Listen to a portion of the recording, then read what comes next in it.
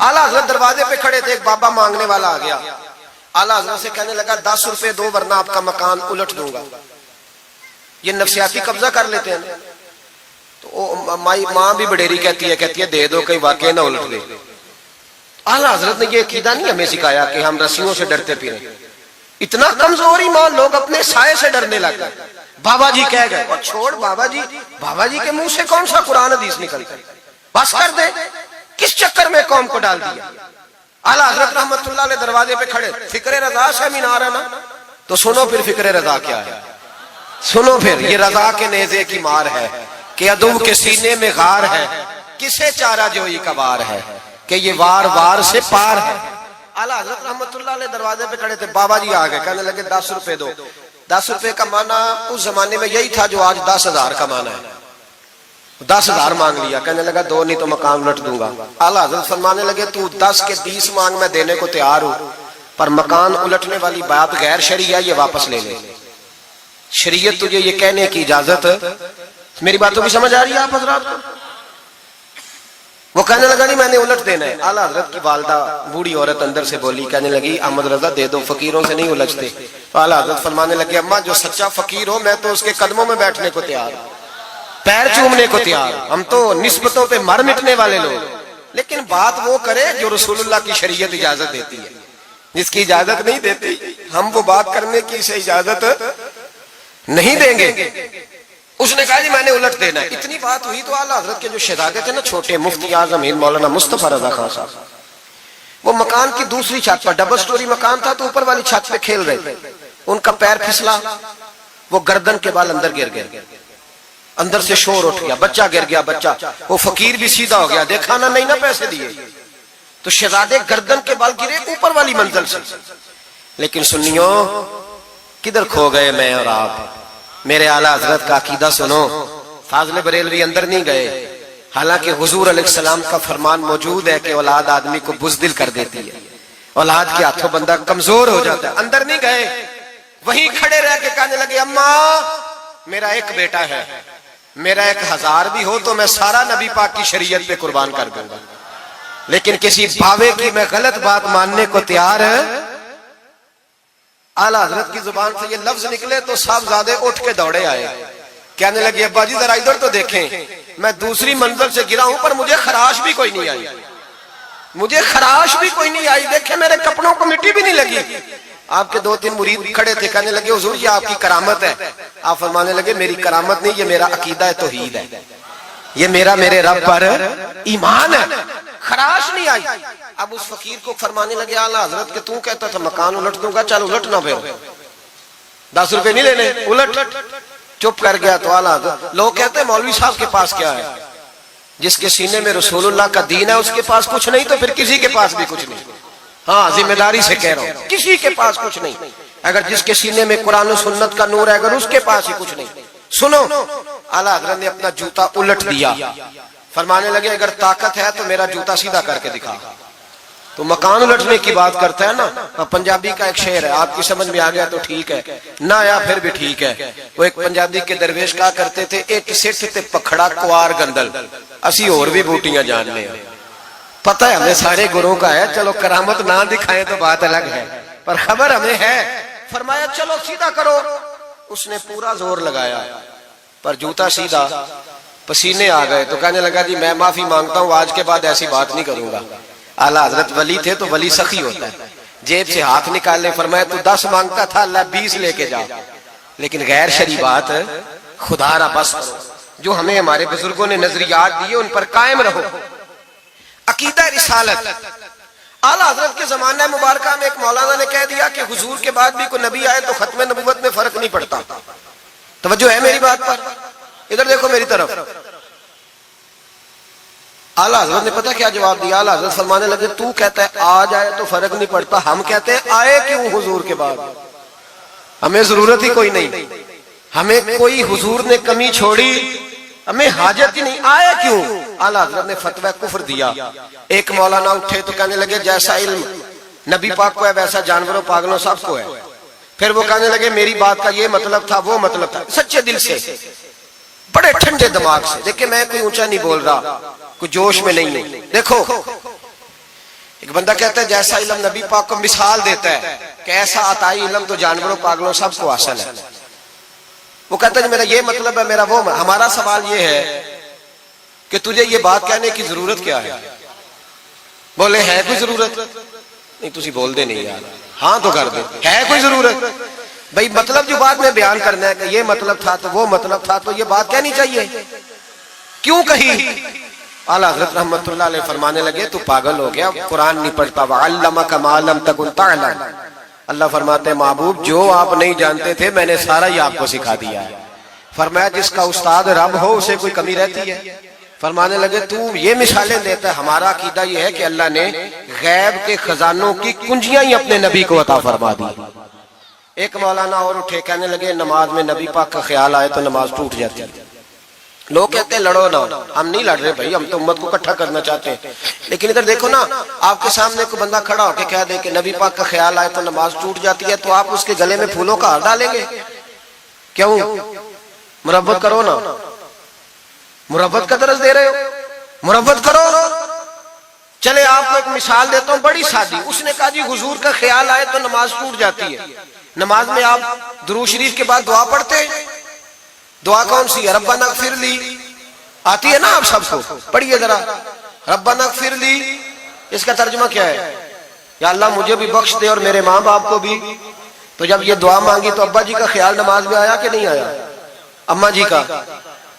سنی تھوڑا سا اگر آپ سمجھے نا, میرا سنی ایک ہی بات کرتا ہے. جب اس سے کوئی بندہ مسئلہ پوچھتا ہے نا تو سنی کہتے ہیں میں تو پڑھا ہوا ہی نہیں. او خدا کے بندے آج پڑھ کے جانا ساری محفل, اور آئندہ جمعہ بھی اپنے خطیب کے پاس پڑھنا ذرا دھیان سے, پھر اگلا بھی پڑھنا. پھر تو انشاءاللہ کہے گا نہیں میں پڑھا ہوا نہیں. بھائی نماز میں آیت پڑھتے ربنا اغفر لی تو ابا جی کا خیال آتا ہے کہ نہیں؟ تو نماز ٹوٹ گئی کہ رہ گئی؟ اماں جی کا خیال آتا ہے کہ نہیں؟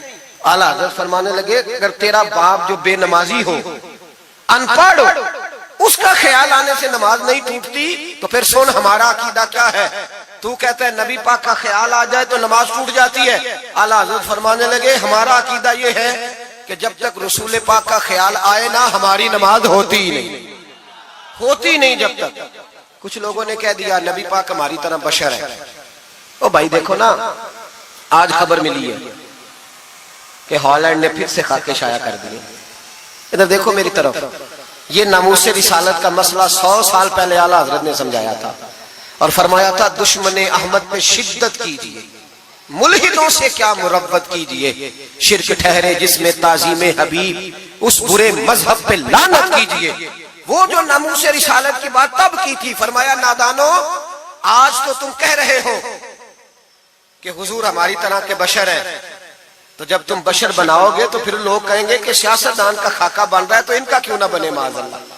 اس وقت اعلیٰ حضرت نے کہا تھا نا یہ بات نہیں ہے. آپ فرمانے لگے بات یہ ہے کہ اللہ کی سرتاب قدم شان ہے, یہ انسان نہیں انسان, وہ انسان ہے. یہ قرآن تو ایمان بتاتا ہے انہیں اور ایمان یہ کہتا ہے میری جان ہے. یہ ناموس رسالت کا مسئلہ ساری زندگی اعلیٰ حضرت نے سمجھایا اور لوگوں کو بتایا کہ جان ہے عشق مصطفیٰ, روز فضو کرے خدا, جس کو ہو درد کا مزہ وہ ناز دوا اٹھائے کیوں.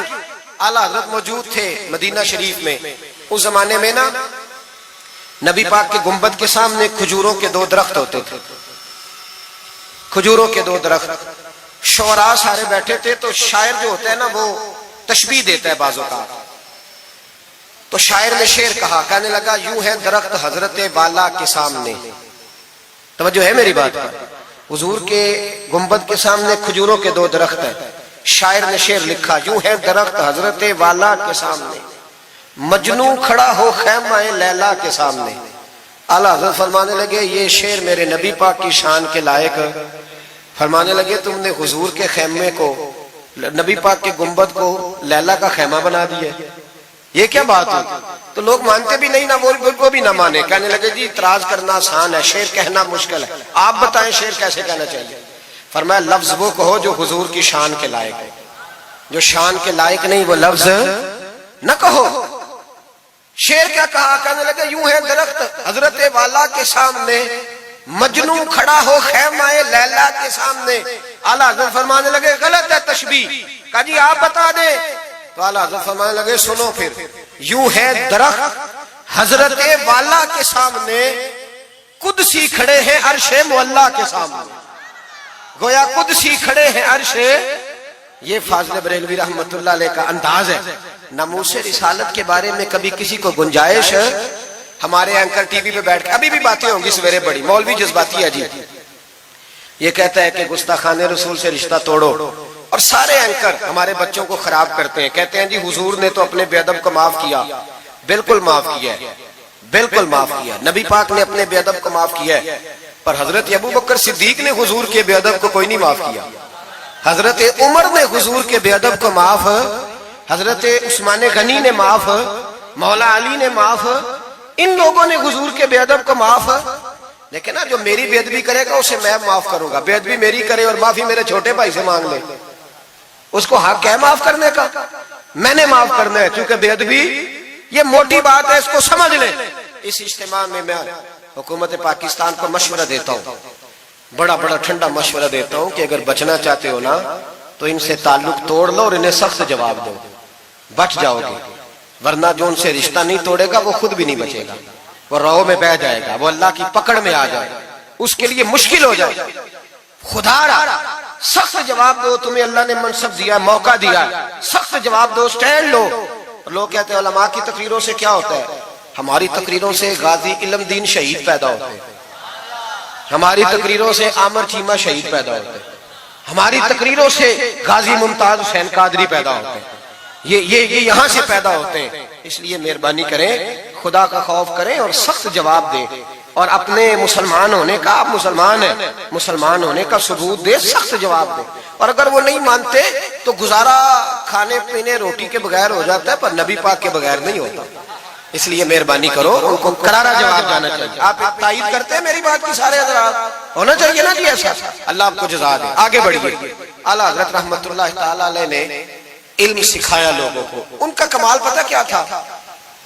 ہم نہ کمزور دلائل کے ساتھ میدان میں اترتے ہیں تو پھر ہم سے لوگ قابو نہیں آتے، ہمیں نا سٹڈی کرنی چاہیے، پڑھنا چاہیے۔ ہمارے یہاں پڑھنے پڑھانے کا رواج نہیں، بلکہ اب تو جب سے یہ سوشل میڈیا آیا ہے مفتی بھی سارے فیس بک کے رہ گئے۔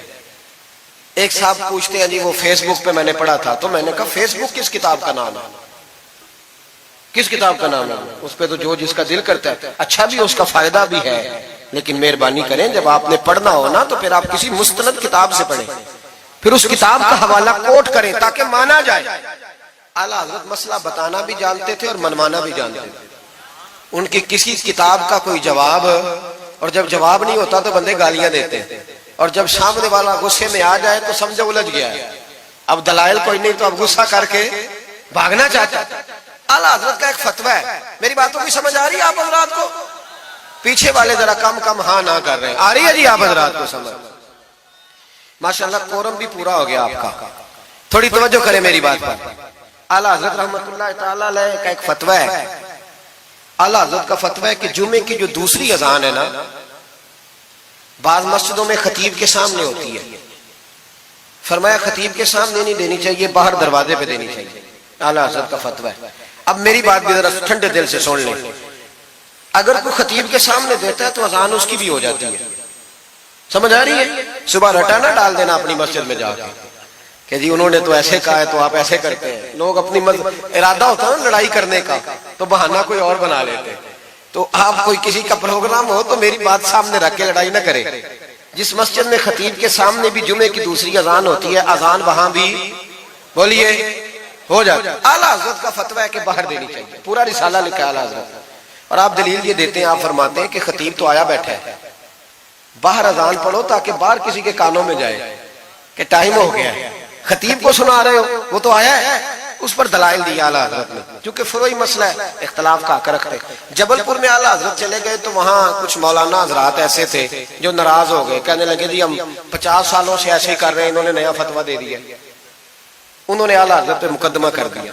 یہ کچھ لوگ کہتے ہیں نا جی مجھے 40 سال ہو گئے آپ آج بات بتا رہے ہیں، تو بھائی علم کا تعلق تجربے سے نہیں ہوتا کہ 40 سال کا بندہ تجربہ کر لے تو نماز صحیح ہو جاتی ہے، اس کے لیے نماز سیکھنی پڑتی ہے، یاد کرنی پڑتی ہے۔ تجربے کا تعلق علم سے وہ سیکھنا پڑتا.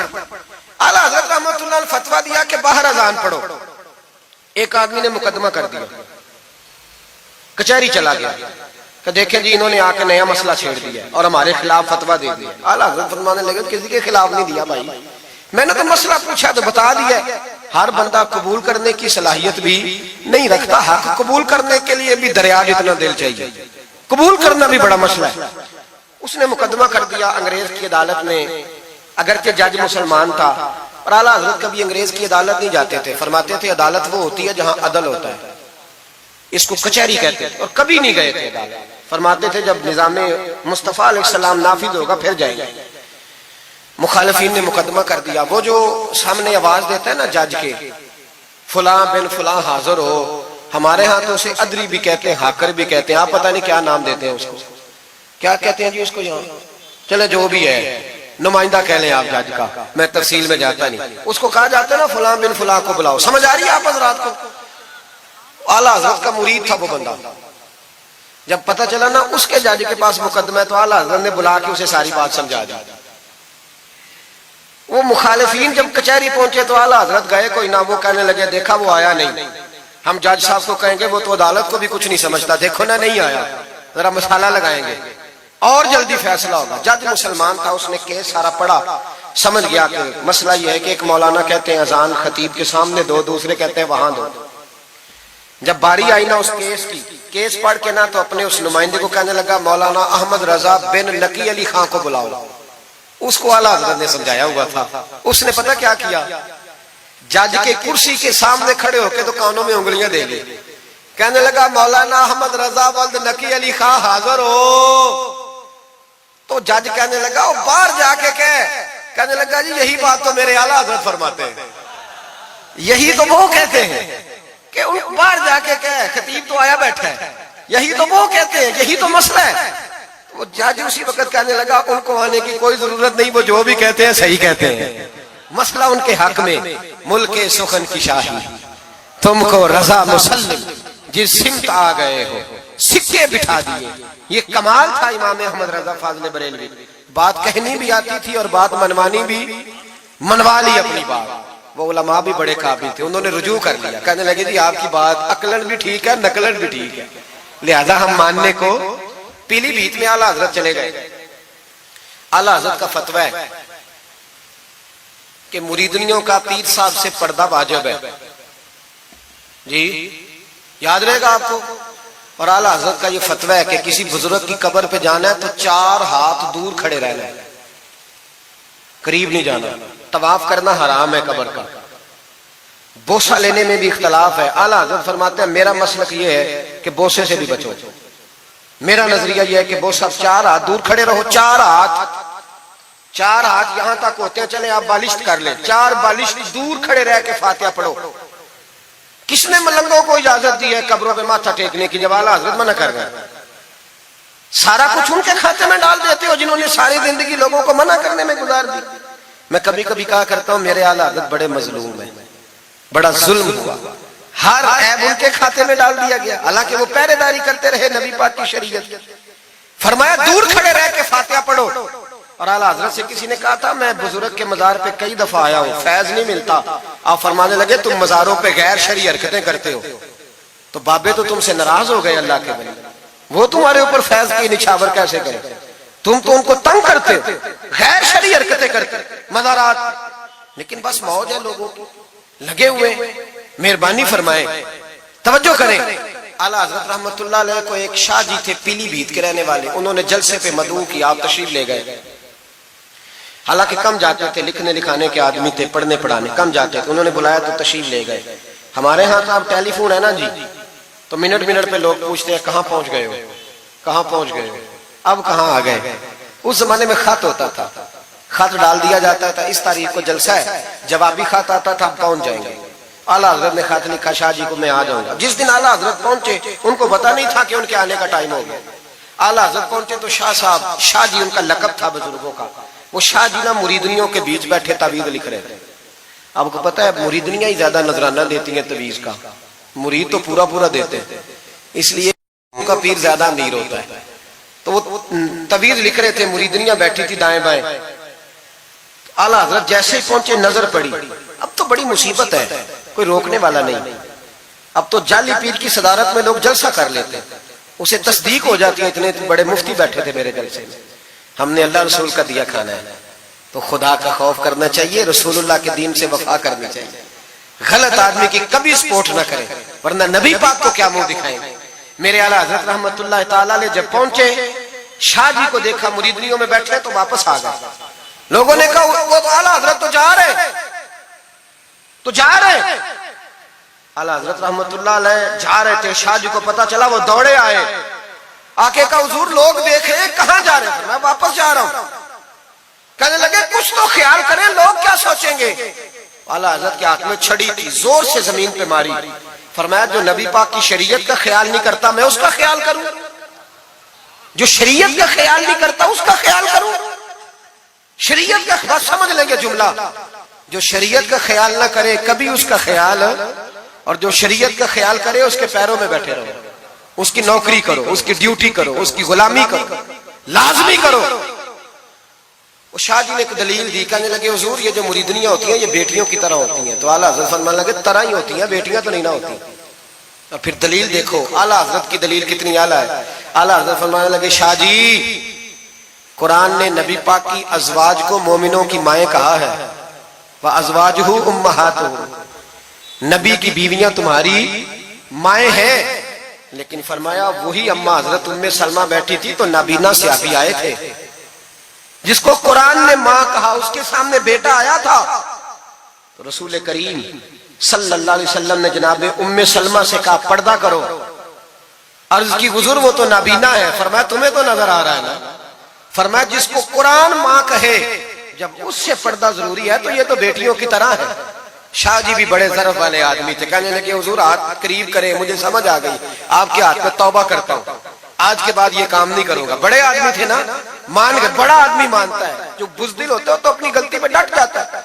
जब मान गए तो फिर आला हजरत भी तो आला थे ना, जब कहा ना मानता हूं तो फिर इमाम अहमद रजा भी झुके। और लोगों को पता तब चला जब आला हजरत ने शाह जी के पैर चूमने शुरू कर दिए। पहले नाराज होकर जा रहे थे, मैं तेरा ख्याल, अब शरीयत पे अमल किया तो कदम चूमे। आला हजरत गुलाम थे सैयद, इतना इल्म पढ़ने के बावजूद एक पीर के मुरीद हुए। समझ आ रही है मेरी बात? मुर्शिद से मुरीद हुए, इतना इल्म पढ़ने के बावजूद, नौकरी की। हम तो जरूरत ही नहीं, जो बंदा 2-4 जमातें पढ़ जाता है वो तो कहता है मैं मुझे पीर अच्छा मिलता ही कोई नहीं जी। तो मैं कहता हूं जब बंदा पढ़ लिख जाए और पैसे जेब में आ जाए तो फिर अच्छा पीर कैसे मिल जाए, इसमें शक नहीं। पीर भी गलत है, लेकिन अच्छे लोग भी दुनिया में मौजूद है। ये हो नहीं सकता कि अच्छे लोग हो ना, लेकिन हम किसी नेक आदमी की गुलामी करना पसंद नहीं करते। हम रश देखते हैं किधर ज्यादा है, रश के पीछे। आला हजरत मुरीद हुए और पीर खाने की नौकरी की। जब ड्यूटियां लगती थी आस्थाने पे तो मेरी तरह का तो मौलवी कहीं मुरीद भी हो ना तो पीर खाने पे जाके स्टेज पे बैठना पसंद करता है। लेकिन आला हजरत फरमाया करते थे मेरी बाथरूम पे ड्यूटी लगाओ, मैं वो वाली नौकरी करूंगा, उससे मेरा नफ्स कुचला जाता है। वो इतने बड़े आलिम हो, फरमाया करते थे मेरी वो ड्यूटी लगाओ जो सबसे छोटी है। आजी इस दर्जे की थी, इतनी अजमतों, इतनी फजीलतें। और फिर जब इतना कुछ अल्लाह बंदे को देता है ना, इतना उसे तकवा, फिर उसे अल्लाह बसीरत की रोशनी देता है।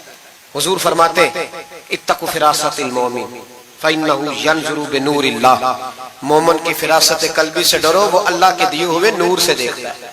आला हज़रत रहमतुल्लाह ताला अलैह, उनके खलीफा थे सैयद नईमुद्दीन साहब मुरादाबादी, तफसीर खजाइनुल इरफान लिखी उन्होंने। सैयद साहब के एक दोस्त थे सैयद दीदार अली शाह साहब, लाहौर में उनका मज़ार है। जब दाता साहब जाए ना तो मुहद्दिसीन के मज़ारों पे भी जाया करें, मलंगों के मज़ारों पे रश रहता है, उलमा की कब्रों पे जाता ही कोई नहीं, वहां भी जाया करो, इन लोगों ने बड़ी खिदमत की है दीन की। हजरत सैयद दीदार और दाता साहब तो फिर देखे ना, उनकी किताब पढ़े। दाता साहब सूफिया के भी इमाम है, उलमा के भी इमाम है, कमाल कर दी। तो मेरे भाई हजरत जनाब सैयद दीदार अली शाह साहब सैयद नईमुद्दीन मुरादाबादी रहमतुल्लाह ताला अलैह के दोस्त थे। सैयद दीदार अली शाह साहब रहमतुल्लाह अलैह मिलने गए सैयद नईमुद्दीन साहब से, तो सैयद नईमुद्दीन साहब तैयार थे बरेली शरीफ जाने के लिए। सैयद नईमुद्दीन साहब बरेली जाने को तैयार थे। उम्र में भी आला हजरत से बड़े थे दीदार अली शाह साहब। तो कहा दीदार अली शाह, और मुरीद और खलीफा भी किसी और के थे, सैयद शाह फजलुर रहमान गंज मुरादाबादी रहमतुल्लाह अलैह के मुरीद और खलीफा।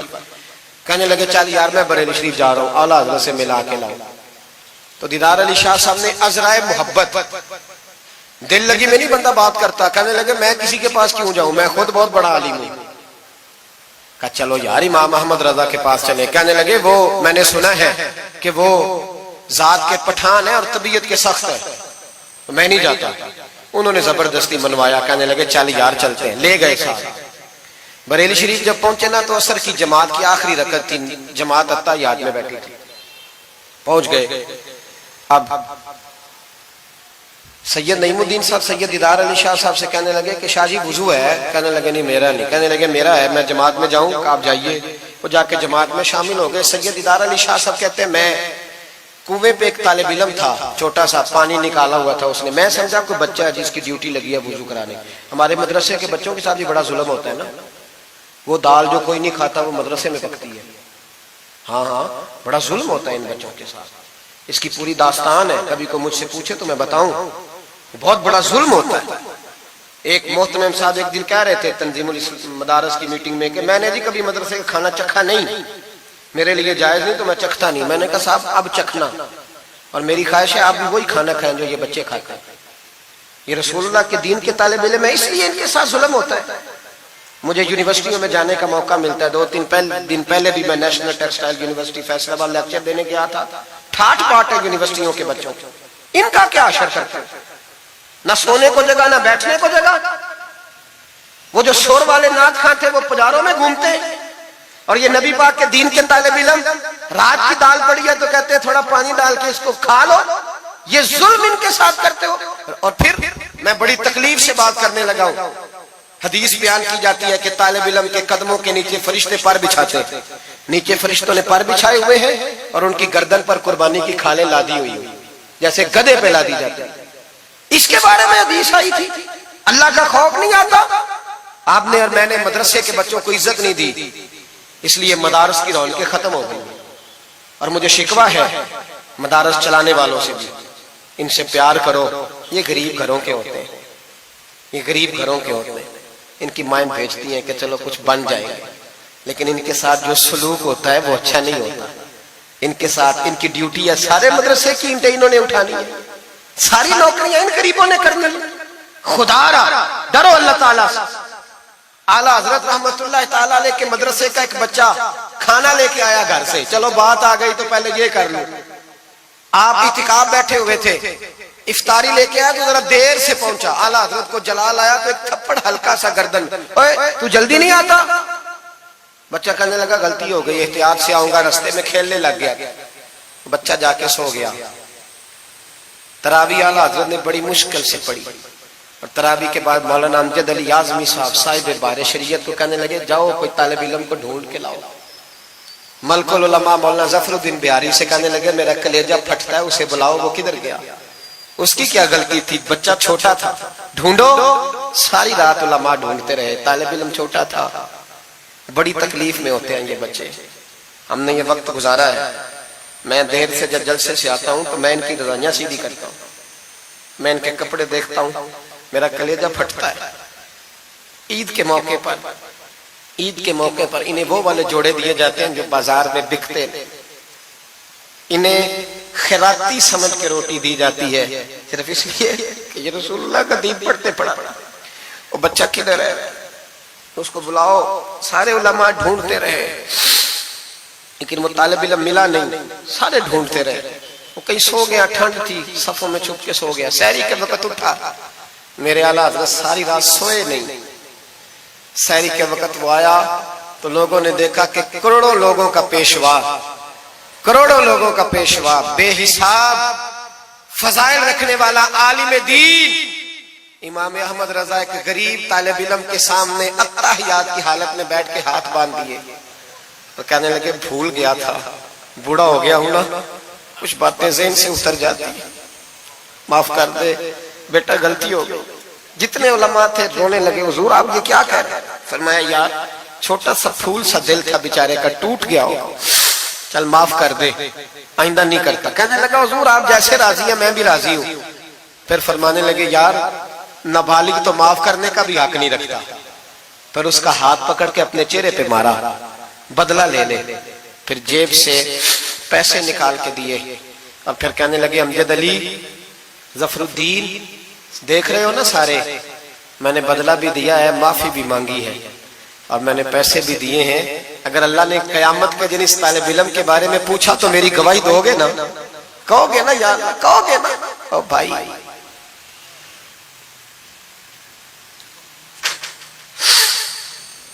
ایک کمال تھا میرے اعلیٰ حضرت رحمت اللہ۔ عالم وہ ہوتا ہے کہ جس کے پیچھے 4 گاڑیاں آگے اور 4 پیچھے ہوں، پیچھے ہٹ جاؤ پیچھے ہٹ جاؤ، وہ مرشد ہوتا ہے۔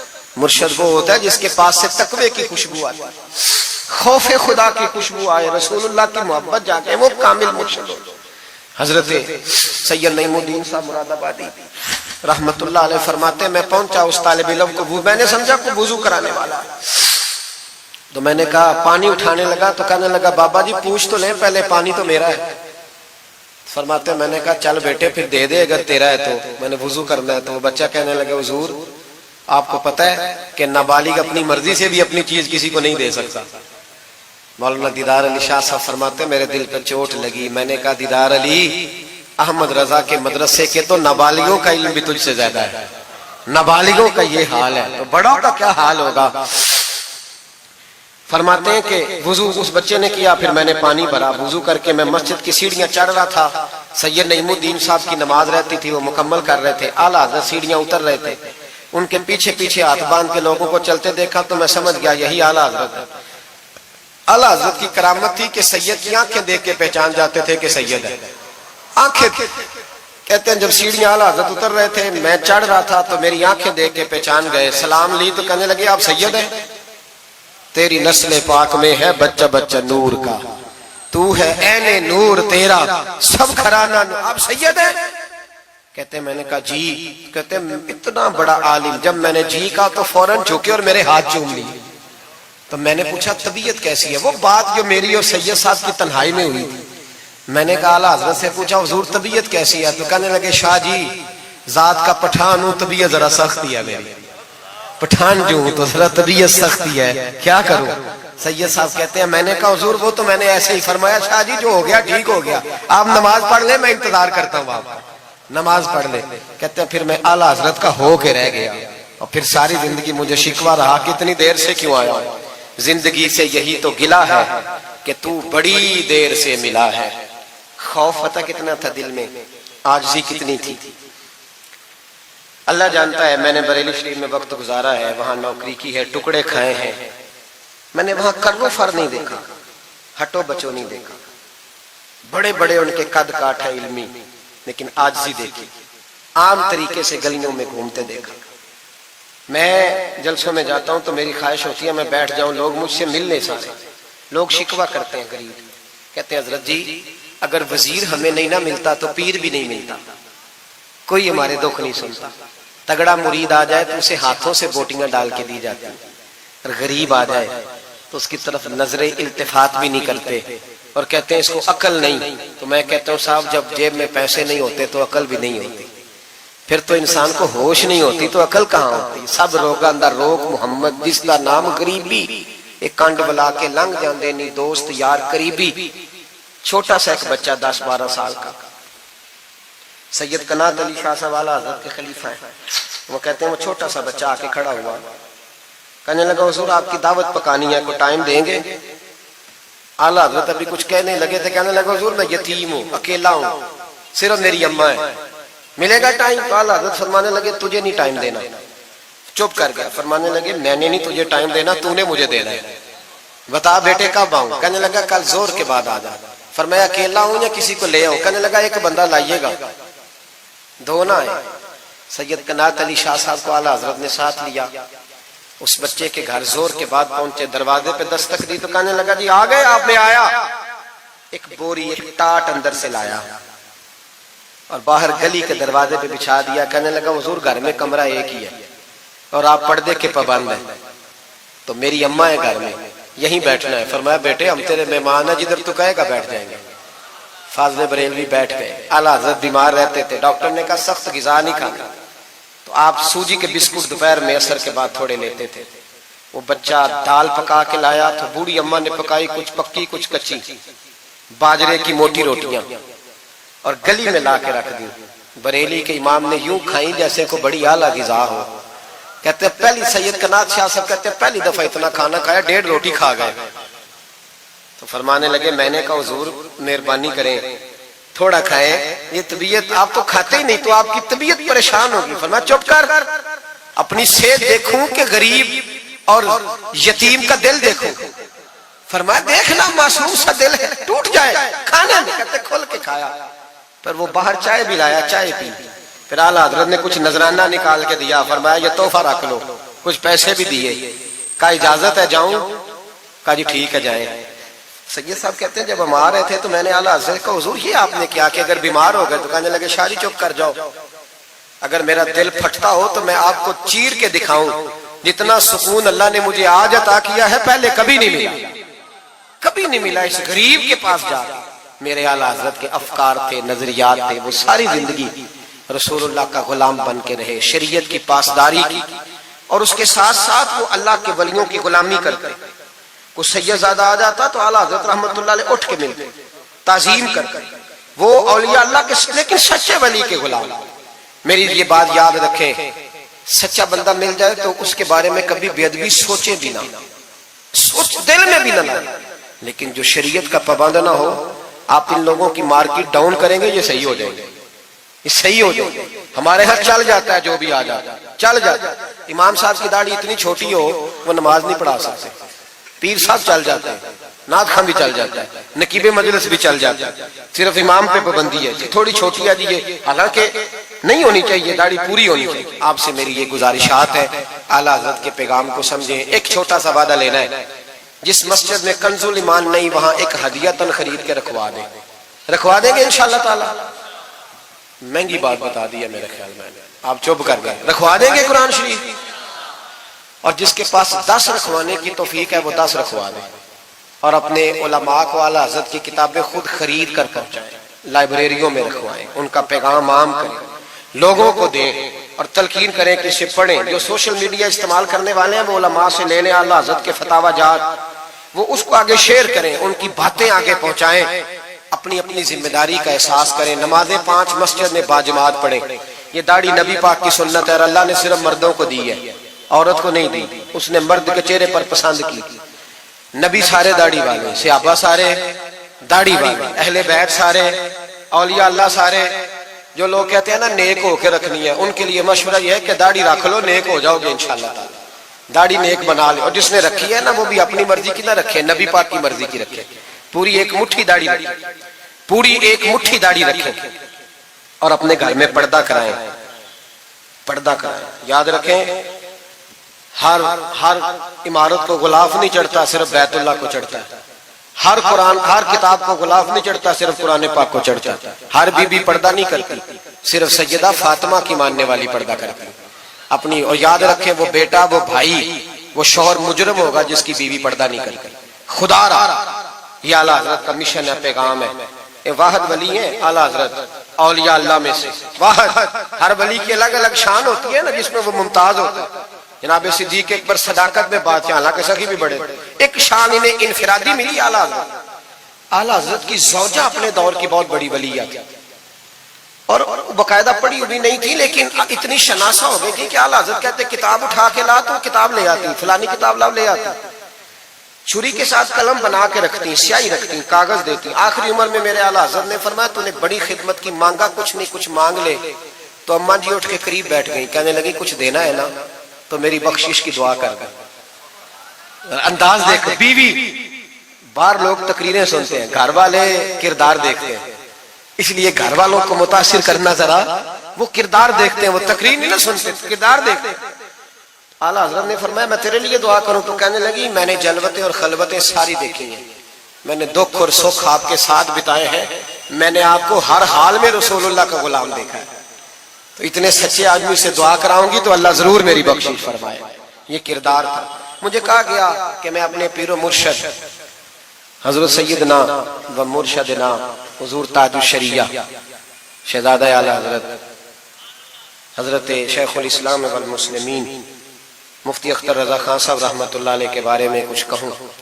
نہ میری حیثیت ہے, نہ میری اوقات ہے, نہ میرے لفظوں میں اتنی طاقت ہے. یہ تو کچھ ڈیوٹی لگی ہوئی ہے تو کچھ بات کر لیتے ہیں. حضور تاج الشریعہ اعلیٰ حضرت کے پڑپوتے تھے. ازہر یونیورسٹی میں تعلیم، بڑے باپ کے بیٹے ہونے کے باوجود باقاعدہ تعلیم حاصل کی اور ازہر یونیورسٹی کو ٹاپ کیا. ایک اجمی نے جا کے عربیوں سے زیادہ نمبر حاصل کیے اور پھر واپس آئے تو پوری دنیا میں دین کا کام کیا. کئی زبانوں میں آپ کی کتابیں، کروڑوں لوگ آپ کے مرید تھے. میری طرح کے کئی لوگ باہر دروازے پہ کھڑے رہتے تھے کہ چلو اس رستے میں بیٹھنے کا موقع مل جائے جہاں سے انہوں نے گزرنا ہے. کئی لوگ اللہ نے توفیق دی مجھے کچھ دیر ان کے پاس بیٹھنے کی، کچھ ان سے سیکھنے کی، کچھ پڑھنے کی. انہوں نے مہربانی فرمائی تو وہاں بھی بلوایا. یہ بھی ان کا وصال ہوا ہے. کروڑوں لوگوں نے نماز جنازہ پڑھی ہے، کروڑوں لوگوں، کروڑوں. اور انڈیا کی میڈیا یہ کہتا ہے کہ ہمیں سمجھ نہیں آئی کہ کروڑوں لوگ آئے ہیں پر پتہ بھی کوئی نہیں ٹوٹا، پتہ بھی کوئی نہیں ٹوٹا. 50,000 آدمی اکٹھا آ جائے نا آپ کے ڈی جی خان میں تو پکوڑے بھی ختم ہو جائیں گے. لیکن وہاں کروڑوں لوگ آئے، پتہ نہیں روٹی کس نے دی، کھانا کس نے کھلایا. بڑے باپ کے بیٹے تھے لیکن خود بھی بہت بڑے تھے. ساری زندگی رسول اللہ کا دین پھیلایا. دعا کرنا اللہ تعالیٰ ہمیں ان کے طریقوں پر چلنے کی توفیق عطا فرمائے. میں دعا کرتا ہوں جو کچھ میں نے عرض کیا اللہ اسے قبول فرما لے. جہاں ہم بھول گئے اللہ ہم سے درگزر فرمائے.